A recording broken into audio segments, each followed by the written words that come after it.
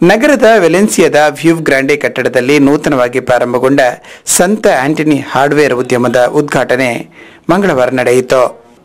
ನೂತನ ಮಳಿಗೆಯನ್ನು ಪಿಎಜಿ ನಿರ್ದೇಶಕರಾದ ಗೌರವ್ ಕಿಯೋರ ಅವರು ನೆರವೇರಿಸಿ ಉದ್ಘಾಟಿಸಿದರು.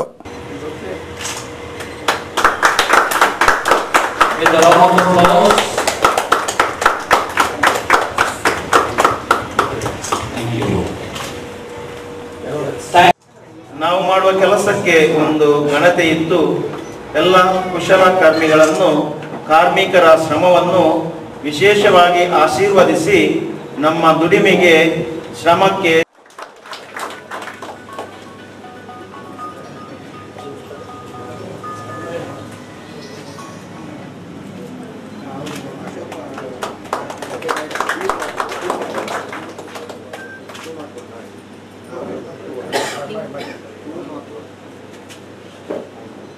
ನಂತರ ಮಾತನಾಡಿದವರು ಗ್ರಾಹಕರಿಗಿಲ್ಲಿ ಎಲ್ಲಾ ತರಹದ ಹಾರ್ಡ್ವೇರ್ ಸಾಮಗ್ರಿಗಳು ರಕಂ ಮತ್ತು ಚಿಲ್ಲರೆ ದರದಲ್ಲಿ ಲಭ್ಯವಾಗುತ್ತದೆ ಎಂದರು.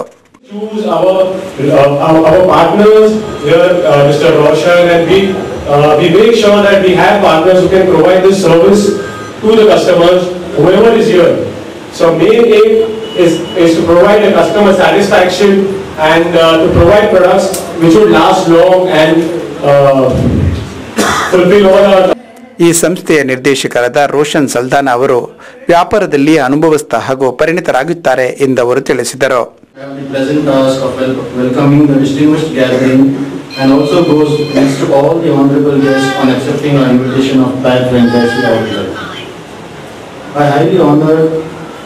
Welcome to our respected MLA Mr. J.R. Lobo for accepting our invitation and consenting to be our chief guest. Please accept bouquet of flowers as a token of love. ವಿಧಾನ ಪರಿಷತ್ ಸದಸ್ಯ ಐವನ್ ಡಿಸೋಚ್ ಅವರು ಮಾತನಾಡುತ್ತಾ, ನಾವು ಪರದೇಶಕ್ಕಿಂತ ದೇಶದಲ್ಲಿ ದುಡಿದು ಅಥವಾ ವ್ಯಾಪಾರ ಮಾಡಿ ದೇಶೀಯ ಜನರಿಗೆ ಸೇವೆಯನ್ನು ಸಲ್ಲಿಸಬೇಕು ಎಂದರು.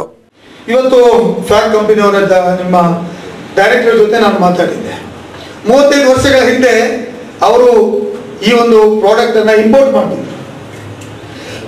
ಇವತ್ತು ಈ ಪ್ರಾಡಕ್ಟ್ ಅನ್ನ ಅವರು ಮ್ಯಾನುಫ್ಯಾಕ್ಚರ್ ಮಾಡ್ತಾರೆ.